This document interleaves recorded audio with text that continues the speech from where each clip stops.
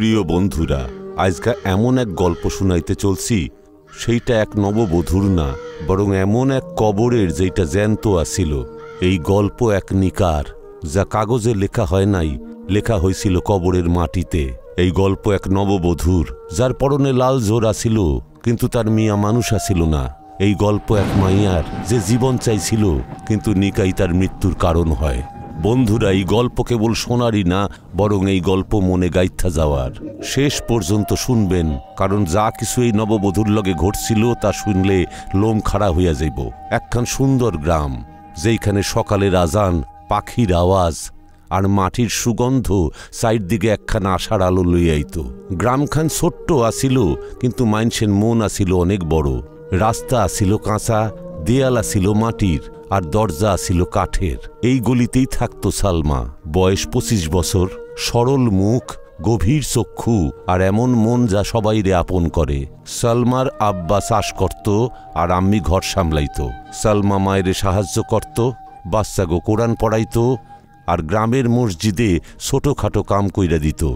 সবাই তারে ভালোবাসত। গ্রামের বয়স্করা তারে দোয়া দিত আর মহিলারা তারে নিজের মাইয়া মনে করত। কিন্তু সালমা সবসময় উদাস হইয়া থাকত।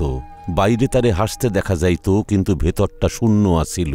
তার দাদি কইত, এই মাইয়াটা অন্য রকম, ওর ভাগ্যে বিশেষ কিছু লেখা আছে। তারপর একদিন বিলাল নামের এক পোলার সম্বন্ধ আইল। বিলাল শহরে পড়াশোনা করা উন্নত মনের এক পোলা আসিল। সে পাশের গ্রামেই থাকত, আর গ্রামের একখান মেলাতেই সে সালমারে প্রথম দেখছিল। তখনই সে তার আম্মারে কইছিল, আম্মা, আমার এই মাইয়াটারই চাই। নিকার প্রস্তাব আইল, আব্বা মাইনা নিল। আম্মি কিছুক্ষণ চুপ কইরা রইল, আর দাদির মনে একখান ভয় আসিল। এইটাই সেই পোলা? দাদি ধীরে ধীরে কইল, বন্ধ করো এই নিকা। কিন্তু কেউ দাদির কথায় কোনো গুরুত্বই দিল না। সবার মনে হইল বয়সকালে সে উল্টা পাল্টা কইতাছে। নিকার তারিখ ঠিক হইল, নিকার দিন আইল। গ্রামে উৎসব লাইগা গেল। সালমার হাতে মেহেন্দি লাগানো হইল, মাথায় টিকলি, আর ঠোঁটে হাসি ফুইটটা উঠল, যেইটা সব নববধূর মুখে দেখা যায়। কিন্তু সেই রাইতে সালমা নিজেরে কইল, জানি না কেন মন অস্থির হইয়া উঠছে। যখন সে বিলালের লগে ঘরে ঢুকল, তখন ঘরের ভিতর অদ্ভুত স্তব্ধতা আসিল। বিলাল নরম স্বরে কইল, তোমারে খুব সুন্দর দেখাইতাছে। সালমা মাথা নিচু করল, কিন্তু তার মনের মধ্যে অস্থিরতা কাজ করতেছিল। জানলার পর্দা দুইলা উঠল, যেন কেউ ছুঁইছে। আয়না ঝাপসা হইয়া গেল, আর ঘরের ভিতর ঠান্ডা হাওয়া বইয়া গেল। সালমা চমকাইয়া গেল। বিলাল ওইখানেই আসিল, কিন্তু তার চোখে সেই উজ্জ্বলতা আসিল না যা একটু আগেই আসিল। সালমা মনে মনে ভয় পাইল আর কইল, ইয়া আল্লাহ, এইসব কি হইতাছে? সেই রাতে সালমা একখান স্বপ্ন দেখল। সে একখান কবরে শুইয়া আছে, লাল জোর পইরা, আর তার আশেপাশে মাটি।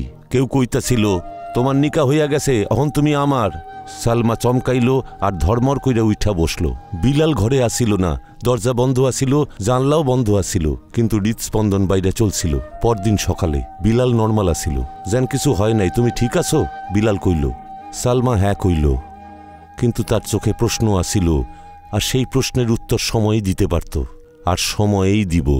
কিন্তু যেই সময়ে আইব, তা সালমার জীবনটারে পুরাপুরি পাল্টায় দিব। যেই সত্যটা ঘুমায় আসিল, জায়গা উঠল। সালমা বিলালের কথার উত্তর তো দিয়া দিল, কিন্তু মনের মধ্যে নানান প্রশ্ন তোলপাড় করতেছিল। সে সুতা কইরা ঘরের বাইরে আইল, আম্মির ঘরে গেল, আর চুপচাপ তার কাছে বইসা পড়ল। আমি জিগাইল, কি হইছে মা, ঠিকঠাক ঘুমাইছো তো? সালমা মাথা নিচু করল, হ আম্মি, অদ্ভুত কিছু স্বপ্ন দেখছি। আম্মি তার মাথায় হাত রাখল, কিন্তু কিছু না কইয়া চোখ বন্ধ করল, যেন সে নিজেও জানত কিছু আছে যা ঠিক না। ওই দিন দাদির মুখ চোখের সামনে ভাইসা উঠল, ওরে নিকা কইল না, এই বংশটা ভাল লাগতাছে না। ওই কথাগুলি যেন ঘুইরা আইতাছে, যেন দাদির আত্মা কবর থিকা কইতাছে। দিন যাইতাছিল, কিন্তু শান্তি আইতাছিল না। প্রত্যেক রাইতে সালমা কোনো না কোনো স্বপ্ন দেখতেছিল। কখনো সে নিজেরে কবরে দেখতে পাইতাছিল, কখনো গাছের নিচে শিকলে বাঁধা। তখনই বিলাল তারে ডাকতো আর কইতো, আমার লগে যাইতে হইব, যেইখান থেকে কেউ ফেরে না। একদিন সে মসজিদে বইসা ছিল, কোরআন পড়তাছিল। তখন তার বুক ধরফর করতেছিল। কোরআন পড়তে পড়তে চোখে পানি চইল্লাইল, আর অন্তর দিয়া কইল, ইয়া আল্লাহ, আমার এই নিকা থিকা নিষ্কৃতি চাই। এই নিকা যদি বাস্তব হয় তুমি আমারে কইয়া দাও, আর যদি অবাস্তব হয় সেইটাও আমারে কইয়া দাও। ওই দিন সন্ধ্যায় সায়রা তার গ্রামের বন্ধু কাছে আইল। ছোট্টবেলার বন্ধু, যে শহরে গেছিল লেখাপড়া করতে। সালমা কিছু লুকাইল না, সব কইয়া দিল। যেইখানে যা যা কিছু ঘটতাছে সবই কইয়া দিল। সায়রার মুখ ফ্যাকাশে হইয়া গেল। সে কইল, তুমি কি জানো যে বিলালের প্রথম বিবির মৃত্যু হইয়া গেছিল নিকার কয়দিনের মধ্যেই? সালমার মন ভাঙা গেল। কি? সায়রা উত্তর দিল, নিকার 5 দিনের মধ্যেই ওই মায়াটা পাগল হইয়া গেছিল। কইতো আমি মইরা গেছি, আমারে কবর দেওয়া হইছে। তারপর হঠাৎ গায়েব হইয়া গেছে। না কেউ তারে দেখছে না কবর দেখছে। অহন প্রশ্ন সন্দেহে পাল্টায় গেছিল। সালমা আম্মির কাছে আইল। আম্মি, বিলালের ব্যাপারে সবকিছু জানতা না? আম্মি মুখ ঘুরায় নিল। তারপর চুপচাপ আলমারি থেকে একখান তাবিজ বার করল। এইটা তোমারে জন্ম থেকে পড়াইছিলাম। আমি তোমারে কখনো কই নাই কেন পড়াই। কেন আম্মা? সালমার গলা কাঁপতাছিল। কারণ তোমার জন্মের সময় তোমার কানের পাশে কেউ ফিস ফিস করছিল, আর ওই আওয়াজটা মানুষের আসিল না। কেউ কইছিল, ও আমার, সময় আইলেই ওরে নিয়া যামু। তখনই এক মাজার থেকে এই তাবিজ নিছিলাম। সালমার শরীর কাইপা উঠল। সবকিছু স্পষ্ট হইতাছিল। স্বপ্নে কবরে বিলালের প্রথম বিবি, আর এই তাবিজ। ওই রাতে সালমা স্বপ্ন না, চোখেই দেখল। দরজা খুলল আর বিলাল ঘরে ঢুকল। কিন্তু সেই বিলাল না যার লগে নিকা হইছিল। তার চক্ষু দুইটা জ্বলতাছিল, পা মাটিতে পড়তাছিল না। সে সালমার কাছে আইল আর আস্তে কইরা কইল, সালমা তুমি আমার, অহন তুমি আর এই দুনিয়ার না। সালমা চিৎকার করল আর তাবিজটারে শক্ত কইরা বাঁধল। বিড়ালের চিৎকারের মতো কিছু একটা শোনা গেল আর বিলাল পিছায়া গেল। সে দরজার কাছে গেল আর উধাও হয়ে গেল। সকালে সালমা মসজিদের কাছে গেল। সেইখানে একজন বয়স্ক খাদিম বৈশা আসিল, যারে সবাই বাবাজি কইত। লোকজন কইত অনেক বছর ধইরা সে জিন আর আত্মাগো লইয়া অনেক কিছু জানে। সালমা তার কাছে বৈশা কইল, বাবাজি, আমার সাথে কি কিছু অন্যায় ঘটব? আমার মিয়া মানুষ না অন্য কিছু? বাবাজি এক নজরে সব বুঝা ফেলল। কইল, তুমি নববধূ না, কুরবানি, আর বিলাল হইতাছে জিনের বংশ। এই নিকা তোমার শরীরের লগে না, তোমার আত্মার লগে হইছে। সালমার চক্ষু দিয়া পানি ঝরতে লাগলো। বাবাজি তাবিজ লইল আর কইল, এই তাবিজ তোমারে তদ্দিন বাঁচাইব যতদিন তুমি প্রশ্ন করবা না। কিন্তু যদি তুমি বিলালের কাছে তার সত্যটা জানতে চাও, তাইলে তোমার শরীর সুস্থ থাকবো, আত্মা না। সালমার হাত কাঁপতাছিল, কিন্তু তার বিলালের প্রশ্ন করতেই হইত। তার পরিণতি যাই হোক না কেন, আর ওই পরিণতি কি হইব তা সে নিজেও জানত না। যখন নিকা শরীরের লগে না, আত্মার লগে হয়, তখন সত্যের মূল্য জীবনের থেকে বাইরে যায়। সালমার রাত আর রাত রইল না। সে জায়গা থাকত, কিন্তু যেন স্বপ্নের মতো। ঘুম আইলেই কবর দেখতে পাইত, আর জাগলেই বিলালের মুখ। কিন্তু সেই মুখ মাইনছেন না, অন্য কারুর। আম্মি তার দশা দেখা চিন্তায় পড়ছিল, কিন্তু অসহায় আসিল। আব্বা শুরু থেকেই চুপ কইরা গেছিল, যেন সে মনে মনে সবই জানে, কিন্তু চুপ কইরা আছে। কিন্তু সালমা, সে রোজ ভাঙ্গা পড়তাছিল, দুর্বল হইতাছিল, তবুও সে নিজেরে শক্ত করতাছিল। ওই দিন সে বিলালের সামনে খাড়াইয়া আসিল। হাত কাঁপতাছিল না, চোখে ডরও আসিল না। আমার শুধু একটাই প্রশ্ন, বিলাল, তুমি কি মানুষ? বিলাল আস্তে কইরা মাথা তুলল, যেন এই প্রশ্ন বহুকাল ধইরা তার আত্মায় লেখা। তারপর সে হাইসা উঠল, সেই হাসি যা দেখা সালমা কাইপা উঠল। কি আসে যায় সালমা, নিকা তো হইয়া গেছে, হন তুমি আমার, বরাবরের মতো। আমি তোমার কাছ থেকে সত্যটা জানতে চাই। সালমা জোর দিয়া কইল। চোখে ভয়, কিন্তু মনটা শক্ত। বিলাল আস্তে কইরা কইল, আসো, তোমারে আমি সেইটা দেখামু যেটা তুমি শুনতে না দেখতে চাও। ওই রাতে বিলাল সালমার হাত ধরল, বরফের মতো সেই হাত, আর কইল, চলো আমার লগে, আমি তোমারে আমার দুনিয়া দেখামু। সালমা আল্লাহরে ডাকলো, তাবিজ ছুইল, আর লগে লগে গেল। গ্রামের পিছন দিকে একখান নির্জন রাস্তা আসিল, যেইটারে সবাই ভূতের গলি কইত। এই গলি দিয়া কবরখানায় যাওয়া যাইত, কিন্তু রাস্তাটা অনেক দিন বন্ধ আসিল। লোকে কইত ইহানে সাপ না, আত্মা ঘুইরা বেড়ায়। বিলাল দরজায় ধাক্কা দিল, আর দরজা খুইলা গেল, আর সামনে দেখা গেল কবরখানা। কিন্তু এই কবরখানা তেমন আসিল না যা সালমা আগে দেখছিল। এখানকার মাটি কালো আসিল, গাছের ডালে পাখি না, ছায়া বৈশা আসিল। কবরগুলি চুপচাপ না, শ্বাস লইতাছিল, আর প্রত্যেকটা কবর থিকা ফিসফাস আওয়াজ আইতাছিল, আমরা বাইচা আছি, তুমি কবে আইবা? সালমার দম আটকে আইল। বিলাল এক বিশেষ কবরের দিকে আঙুল দেখাইল, এইটা আমার প্রথম বিবির কবর। সালমা পিছায় গেল, তুমি ওরে মারছো? বিলাল কইল, না, ও নিজেই মইরা গেছে, সত্যটা যাই না। তুমিও তাই করতে আইছো না? সেই মুহূর্তে একখান ছায়া মূর্তি প্রকট হইল, কবরের পিছন থেকে সেইটা বাইরাইল, ধোয়াময়, লম্বা, আর চক্ষু দুইটা জ্বলতাছে। সালমা পিছাইতে চেষ্টা করলো, কিন্তু পাও দুইটা জমিতে আটকায়া গেল। বিলাল মাথা নিচু করলো। ও এখানকার রক্ষক, ও তোমারে নিতে আইছে। আমি মানুষ, সালমা চিৎকার কইরা উঠল। আমি কোনো ছায়ার বিবি হব না। ছায়ামূর্তি হাইসা উঠল, এমন হাসি যেন জমি ফাইটা যাইব। তুমি তো বিবি হইয়া গেছো, অহন তোমার মর্জি মাফিক কিছু হইব না। সালমা শক্ত কইরা তাবিজটারে ধরল, কোরআনের আয়াত পড়তে লাগলো। হঠাৎ কইরা জোরে হাওয়া দিতে লাগলো, চারদিক পাল্টায়া গেল, আর ছায়া পিছনে হটতে লাগলো। বিলাল রাইগা সামনে আইলো। এইসব তোমার জন্য হইতাছে। আমি তোমারে মানুষের থেকে বাঁচছি, তুমি আমার, আত্মা দিয়া, শরীর দিয়া, সব দিক দিয়া। সালমার চক্ষু দিয়া পানি ঝরতে লাগলো। নিকা জোর কইরা হয় না বিলাল, আর আমি তোমার নিকায় না, কয়েদে আছি। ওই মুহূর্তে একখান পুরাতন কবর থেকে আলো বাইরাইল। বাবাজি, ওই মাজারের পুরাতন খাদিম, হাতে একখান প্রদীপ লইয়া কবরখানায় আইল। এই মাইয়ার মাথায় আল্লাহর হাত আছে, সে কইল। এর নিকা আল্লাহর ইচ্ছায় হইছে, জিনের ইচ্ছায় না। বিলাল পিছায় গেল, ছায়া উধাও হইয়া গেল, আর কবরখানা চুপচাপ হইয়া গেল। বাবাজি সালমারে ধরল আর কইল, চলো মা, তোমারে এখানে থাকতে হইব না। রাস্তায় সালমার চোখ বন্ধ হইয়া গেল। সকালে যখন সে জাগলো, তখন আম্মি তার কাছে আসিল। সায়রা হাত ধইরা বইসা আসিল। ঘরে আলো আইতাছিল, বাইরে আজান হইতাছিল, আর হাওয়ায় সেই ছায়া আসিল না। কিন্তু মনে প্রশ্ন উঠতাছিল, বিলাল কি শেষ হইছে, নাকি অহনও আছে?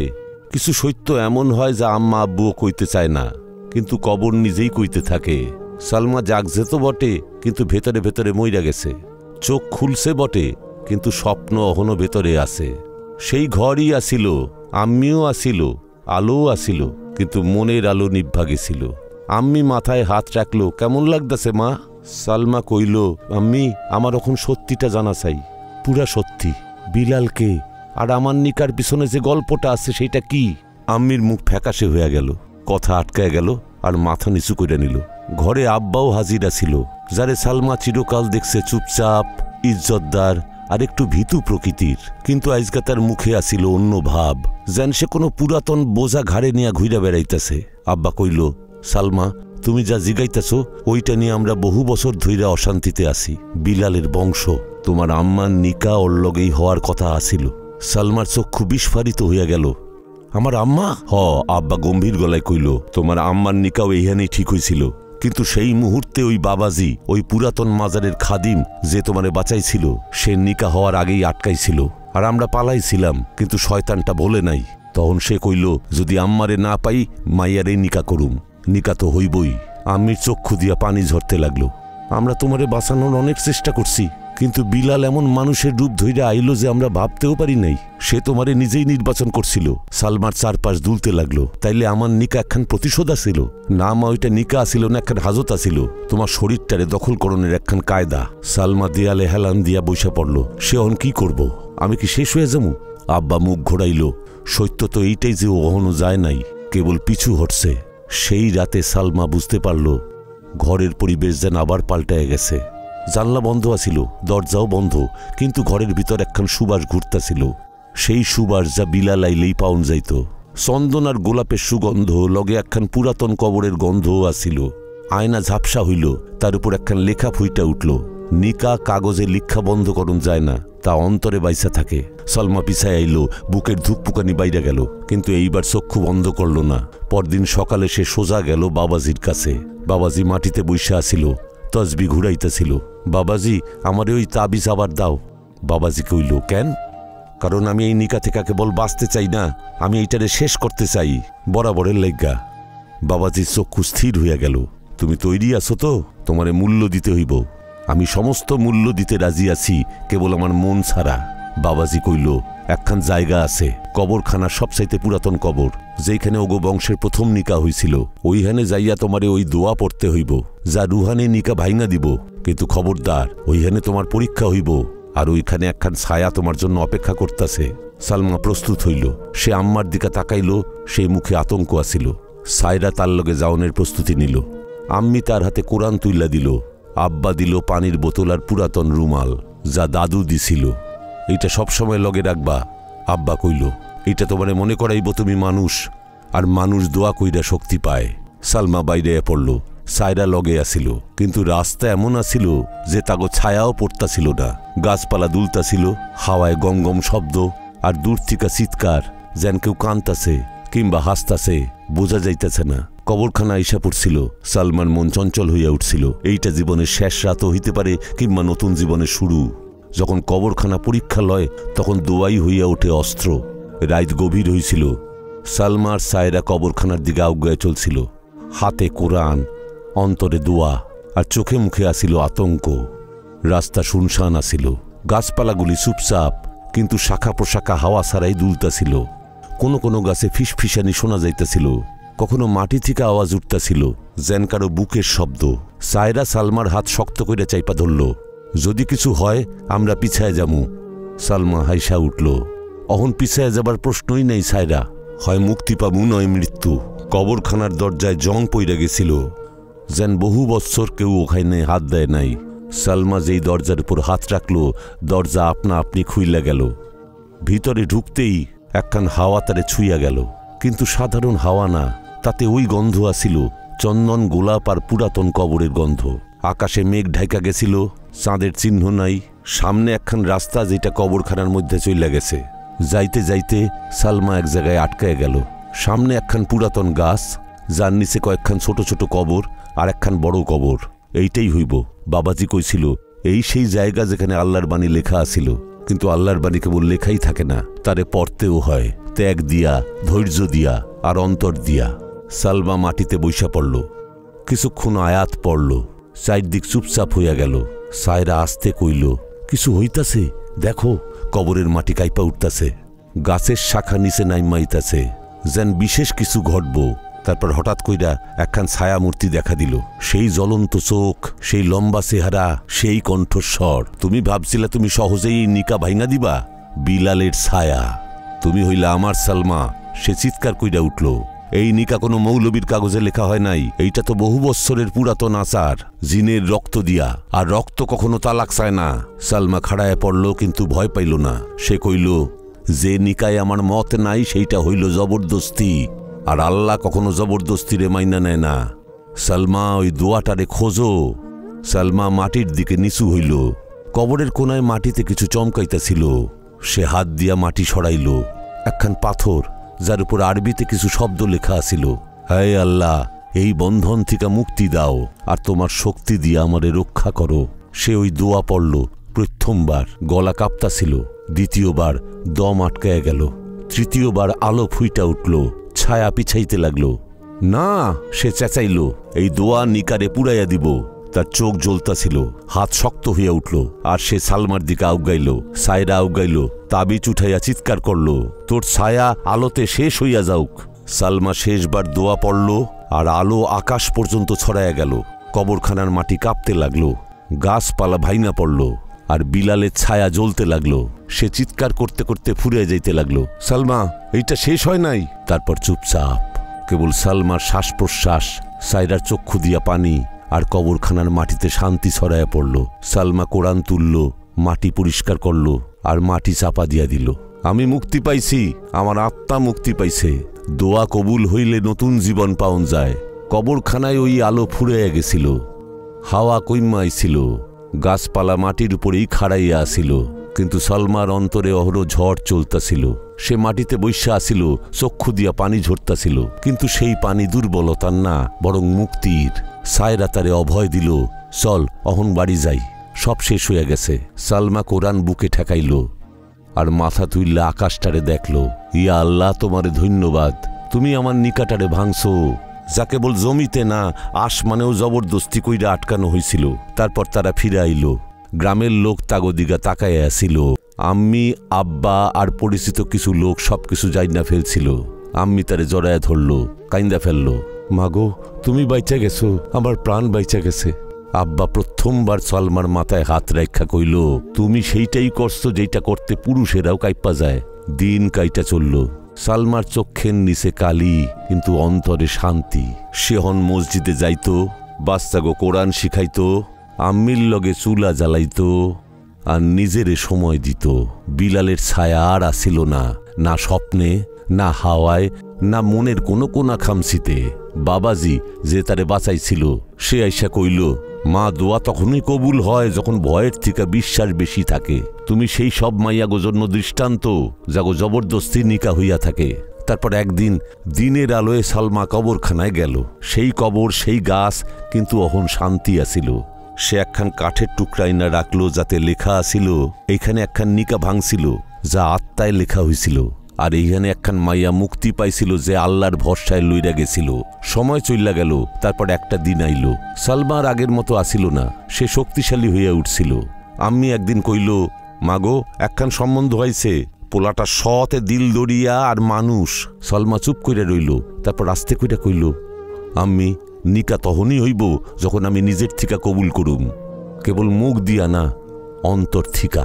কয়েক মাস বাদে একখান সাদা সিধা গরিব, সাদা পোশাক, সাদা কলমা, আর সালমান নিকা হইল একজন মানুষের লগে যে তারে শান্তি দিতে জানত, আত্মারে কয়েদ না কইরা। এই নিকার পর সালমা মসজিদে সাজদা করল আর অন্তর থিকা কইল, ইয়া আল্লাহ, তুমি আমার ধৈর্যরে ফল দিছ। আর তারপর একখান চিঠি আইল বাবাজির। চিঠিতে কেবল এইটুকুই লেখা, মা বিলাল শেষ হইয়া গেছে, তুমি শেষ কুরবানি হও নাই, তুমি প্রথম বিজয়ী হইছ। প্রিয় বন্ধুরা, এই গল্প সেই নববধূর না, বরং সেই মাইয়াগো যাগো ইচ্ছার বিরুদ্ধে সম্পর্কে জড়াইয়া দেওয়া হয়। এই গল্প সেই আব্বা আম্মির শিক্ষা যারা কেবল পণ দিয়া মাইয়ারে ঝাইরা ফেলতে চায়। আর এই গল্প সেই বিশ্বাস যে আল্লাহর দরবারে হাত পাতলে কোনো ছায়া বা জিন আত্মারে দখল করতে পারে না। তো বন্ধুরা, যদি এই গল্প আপনাগো মন ছুঁইয়া থাকে তাইলে কমেন্টে অবশ্যই লেখেন, আল্লাহ সব মাইয়াগো ভালো রাখুক। আর আপনি যদি চ্যানেল নতুন দেখা থাকেন তবে সাবস্ক্রাইব অবশ্যই করেন, কারণ এইখানে যা গল্প পাইবেন সব মন ছুঁইয়া দিব, শিক্ষা দিব আর সত্য কইব। আল্লাহ হাফিজ।